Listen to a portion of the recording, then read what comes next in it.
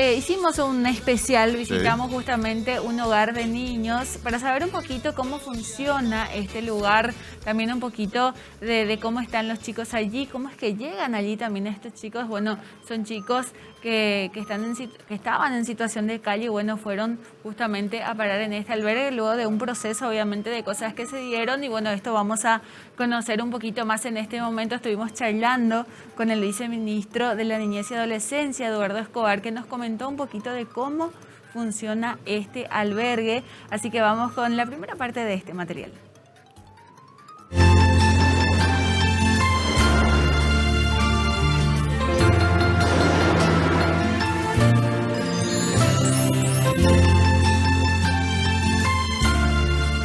Este centro forma parte del programa PAINAC, el programa de atención integral a niños, niñas y adolescentes en situación de calle.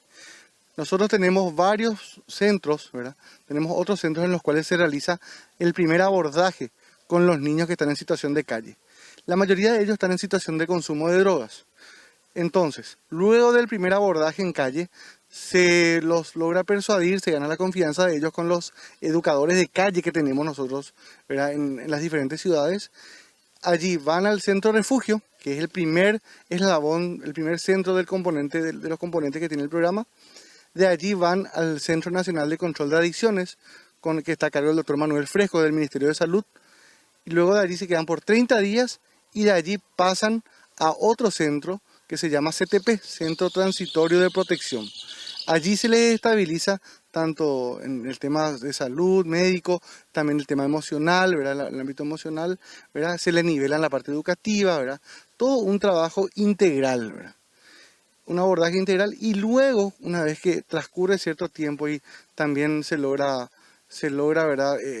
Tener esa estabilidad emocional, de allí pasan a este lugar, que es ya el último eslabón, y a la par se trabaja con la revinculación a sus respectivas familias, porque en la mayoría de los casos, ¿verdad? Si es una situación de pobreza, eso no puede ser impedimento para que el niño esté con su familia.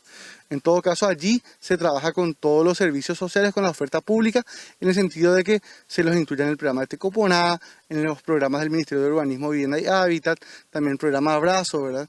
Entonces, diferentes programas para que eso no sea un obstáculo. La pobreza nunca tiene que ser un obstáculo para que el niño pueda gozar del derecho a vivir en familia. Eso sí, si hay otros casos, por ejemplo, casos de maltrato, abuso sexual, abandono, ¿verdad? Allí sí no hay condiciones y allí justamente no se evalúa esa posibilidad de la revinculación. Bueno, aquí, en este lugar, ¿verdad? Aparte de la alimentación, la vestimenta y todos los cuidados que requieren en el día a día, nosotros también, primero que hacemos todo un seguimiento médico. Tenemos acá cerquita el centro Acostañú, ¿verdad? El hospital Acostañú, que allí ellos acuden, hacen sus controles, su revisión médica. También trabajamos muy de cerca con el Ministerio de Educación a través del sistema SAEC, ¿verdad? Ellos acá reciben sus clases, hacen la nivelación académica.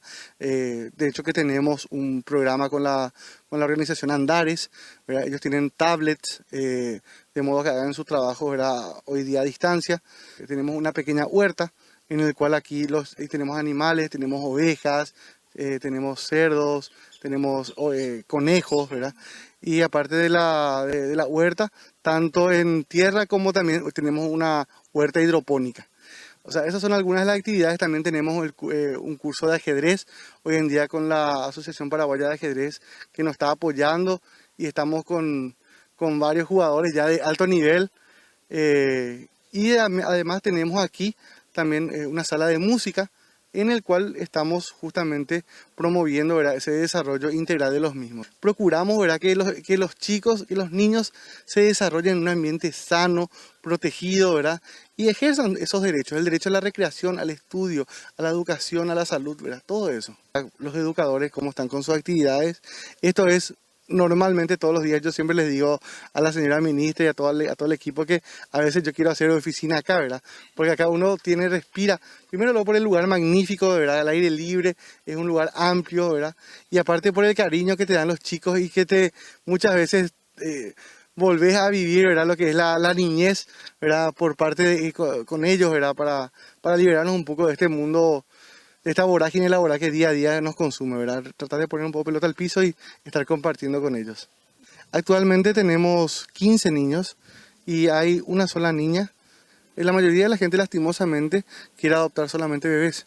Pero si uno conoce a estos chicos, ¿verdad? El perfil que tienen estos chicos, muchas veces son chicos talentosos, con habilidades en la música, en el estudio, ¿verdad? En la parte académica. O sea, son chicos brillantes que quieren muchas veces ese amor de familia.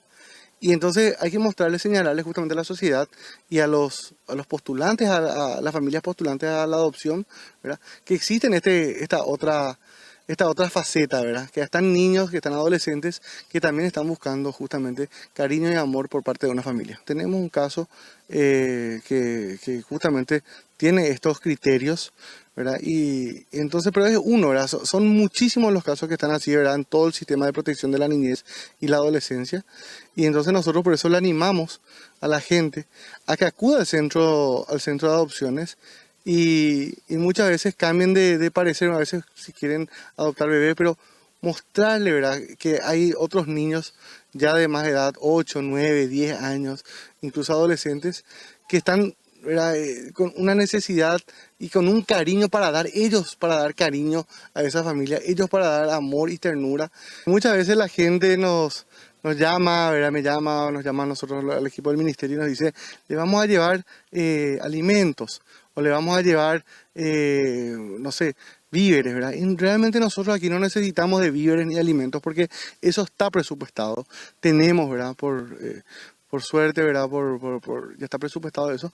Necesitamos muchas veces, otra cuestión que necesitamos son, por ejemplo, servicios. Por ejemplo, si hay alguien que quiera venir a enseñarle a pintar a los niños, por ejemplo. Entonces ahí armamos toda una agenda y con que venga una vez al mes y nos done su tiempo y le enseñe a los chicos a pintar, para nosotros sería gran ayuda. O como el tema del ajedrez, que hoy día estamos trabajando con la Asociación Nacional de Ajedrez, que vienen y nos donaron tiempo, nos donaron sus insumos, ¿verdad? Y eso para nosotros es sumamente valioso. Lo mismo con alguna actividad deportiva, por ejemplo, ¿verdad? Ya sea que quieren jugar algún instructor de handball, de vóley, de fútbol, ¿verdad? Que venga a compartir con ellos. Esas son las cuestiones que a nosotros, o de música, ¿verdad? Esas son las cuestiones que a nosotros nos faltan, ¿verdad? Y más que nada, ¿verdad? Para que nos donen, no necesitamos dinero ni de insumos ni otras cosas, sino más bien que nos donen su tiempo. Eso es lo más necesario.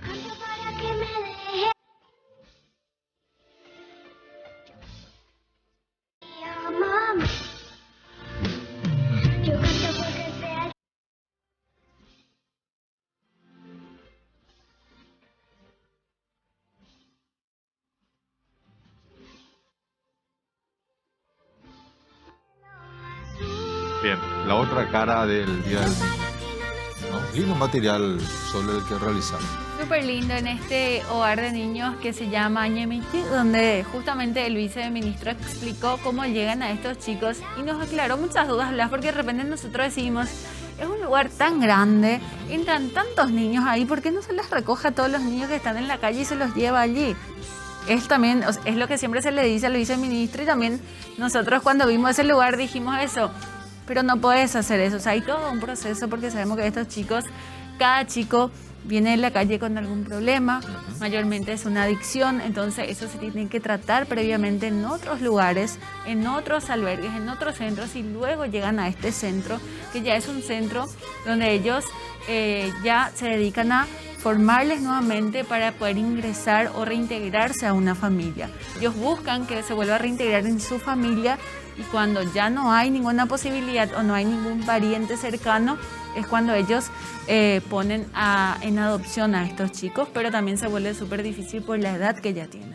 Excelente material, muy buen material. Bueno, nosotros también vamos a continuar, pero vamos a ver un poco otra faceta de por qué hoy se recuerda el Día del Niño. Para ello ya le damos la bienvenida a Víctor Segovia. Él es el titular de la Dirección de Estudios Antropológicos y Paleontológicos, dependiente de la Dirección General del Patrimonio Cultural del Centro Nacional de Cultura. Don Víctor, ¿cómo le va? Muy buenos días, gracias por atendernos. Estamos aquí con la compañera Sole Rosner, te saluda Blas Barrios, ¿cómo está? Muy buenos días, Blas, buenos días, Soledad, un placer estar con ustedes en esta mañana. Qué hermosa, por cierto, y estaba viendo el material, qué interesante realmente. A veces siempre la gente que nos dedicamos un poquito a estas cuestiones pedagógicas, siempre tenemos esa pequeña esperanza de trabajar también con los niños, y de repente vemos que hay otros que ya están adelantándose, y eso nos motiva más todavía, que se puede construir una sociedad mejor. Realmente es muy loable el trabajo que hacen muchas organizaciones, muchas personas por el bienestar de estos chicos, que a lo mejor la vida no fue tan generosa con ellas, pero siempre hay gente de buen corazón que hacen lo posible por tratar de reinsertarlos a un mundo un poco mejor. Don Víctor, 16 de agosto, adelante. Día del Niño. ¿Por qué hoy se recuerda? ¿En homenaje a qué? El 16 de agosto fue realmente un acontecimiento no previsto, por lo que estábamos viendo ya de la retirada de nuestro ejército en la Diagonal de Sangre. Sin embargo, ese 16 de agosto López había abandonado Caacupé, estaba dejando el hospital de Sangre al doctor Parodi con una encomienda diciendo de que presente a los enfermos que estaban en estado grave y que si pueden tratarlos bien para reincorporarse y regresar a sus hogares. Había una esperanza de que los aliados tratasen bien a los paraguayos en esa zona de la cordillera, pero la precipitada huida, en este caso tanto de nuestro ejército, y el inevitable choque porque le estaban siguiendo los pasos, hace que en la zona de Barrero Grande, hoy Acostañú, hayan sido alcanzados por una importante tropa brasilera de 21.000 soldados, que lastimosamente obligó a la defensa de lo que podían, pero era un campo bastante abierto, de lo que hoy conocemos como los campos de Acostañú. Y según testimonios de excombatientes, fue una batalla que duró aproximadamente 6 horas, y la mayoría de aquel ejército eran lastimosamente niños menores de 16 años para abajo, entre 10 y 16 años. Andrés Aguirre, un maestro reconocido en la cordillera, es quien en su momento, desde muy joven, también se dedicó a la docencia, y él fue uno de los impulsores de que esta fecha sea recordada como el sacrificio de los niños, o sea, que la batalla de Acostañú sea recordada como una fecha de sacrificio. Y no solamente hay que verlo del lado como estábamos, justamente como usted está haciendo, está perfecto. Hay que ver también la esperanza. Estas personas, no todas murieron, muchos sobrevivieron. Uno de ellos fue Florentino Oviedo, que también le animó a las tropas del Chaco ya vivió inclusive hasta la época de la Guerra del Chaco, le digo, y animó a las tropas del Chaco hablándoles de aquellos acontecimientos. Y Emilio Aceval llegó a ser presidente del Paraguay. O sea que de aquella batalla sangrienta también nació la esperanza del Paraguay, a pesar de, a veces vemos de una forma negativa, trágica, vemos también que, así como ustedes decían ese material anterior, una cuestión de invertir un poquito en los niños y acompañarles, y pueden ser grandes ciudadanos. Y creo que ese 16 de agosto siempre vamos a recordar que hay niños todavía que están librando una batalla, y que hay que sacarlos realmente, así como dijo tu compañera Soledad, de la calle, de las drogas. Hay una batalla que están librando. Triste es. Adelante, Qué triste es ese recuerdo, Uh-huh. de ver tantos Uh-huh. chicos, ¿verdad?, en aquella batalla de Acostañú. Y hay que homenajearlos, tratando de darles una mejor vida en este presente, dentro de las dificultades también propias de nuestra actualidad. Es que imagínate estar en una guerra y que sean tan chiquitos y ya enfrentarse a eso. O sea, uno se pone a pensar ahora y dice, ¿cómo niños en una guerra, verdad? Y eso fue lo que pasó en aquel 16 de agosto. ¿De cuántos niños estamos hablando, Víctor, que perdieron la vida en esa batalla? Justamente ya era un ejército en retirada, diezmado, nuestro ejército en contienda. Las levas ya no se estaban haciendo eficaces, las levas no eran muy eficaces, pero sin embargo, según los testimonios, la mayoría de esas 3.500 personas que componían el ejército eran niños, y ven contra 21.000 ejércitos de la Alianza. cabe recordar también que la incorporación de niños no es algo exclusivo de nuestro país, ¿verdad? Justamente estaba viendo ahí entre las fotos, algunas fotos de los niños de Colombia, por ejemplo, que siempre suelen pasar, y esa era la guerra de los 1000 días, que también, por ejemplo, un niño soldado argentino que también estuvo en el ejército aliado. Ahí están los niños de Colombia, por ejemplo, de 1899 1902, la guerra de los 1000 días. Y esto, por ejemplo, siempre se usa también comparación con lo que fueron nuestros niños. Yo nunca suelo cuestionar, al contrario, suelo dejar que eso es para que vean que esto no fue algo exclusivo del Paraguay. UNICEF hasta ahora sigue trabajando con el tema de los niños soldados. Pone como incorporación 18 años para reclutamiento obligatorio y trata de que el voluntariado no baje de 16 años. A eso se le llama niños soldados, los que son menores de 18 años y que están en 16. Justamente cuando inicié esta investigación sobre la participación de niños y mujeres en la guerra contra la Triple Alianza, me sorprendía bastante que en el siglo XIX no diferenciaban bien las edades.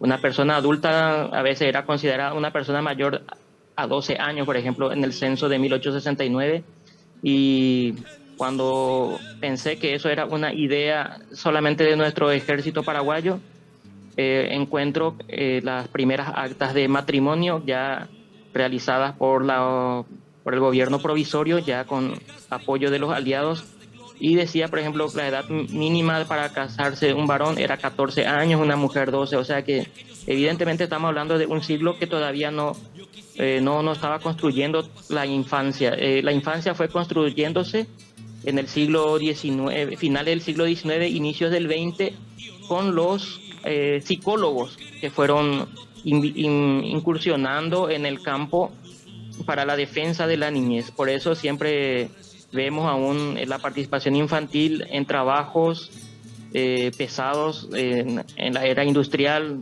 en el siglo XX. Vemos en la Segunda Guerra Mundial, en los asaltos que dieron los alemanes contra las ciudades de Leningrado o Stalingrado, y ahí siempre vamos a encontrar niños. Y en el testimonio, cuando también tuve la oportunidad de acceder a investigar, estos niños tuvieron muchas dificultades después para volver a una vida normal, como se dice, como infante. Siempre tuvieron problemas con sus compañeros y todo eso. Por eso siempre es importante cuidar esta etapa, que no se mezclen mucho los problemas tanto militares y tratar de, en lo posible, que ellos sigan creciendo dentro de lo que es la naturaleza formativa de la educación. Víctor, muy Adelante, interesante todo lo que nos estás contando, y nosotros te agradecemos muchísimo todo esto que nos estás contando. Vamos a tratar nosotros en un contacto más adelante poder continuar hablando de estas cuestiones que hacen a nuestra niñez y que hacen también una realidad que muchas veces queremos meterla bajo la alfombra. Te enviamos un fuerte abrazo, Víctor. Gracias por tu tiempo, muy amable. Ahí, antes de terminar, justamente, como dijiste, Andrés, hay una lucha terrible hoy día de la gente. No recordemos estos acontecimientos tristes, dicen la gente. Para cerrar nomás, y te dejo ya con mucho tiempo para aprovechar este pequeño tiempo. No debemos volver al pasado, recordar cosas tristes. Y un pueblo que olvida su pasado está condenado a repetir. Por eso siempre es importante recordar que esto ocurrió, lamentablemente ocurrió, y estas personas no se sintieron avergonzadas. Muchas de las que sobrevivieron, así como te comenté, muchos de ellos fueron grandes personajes del Paraguay, de los que sobrevivieron, y a pesar de la derrota dieron un ejemplo terrible de cómo hay que amar a un país. Así es que, a pesar de la desgracia, siempre se encuentra un lado positivo también, y se va construyendo una nación, y no hay que ocultar bajo la alfombra, así como lo has dicho.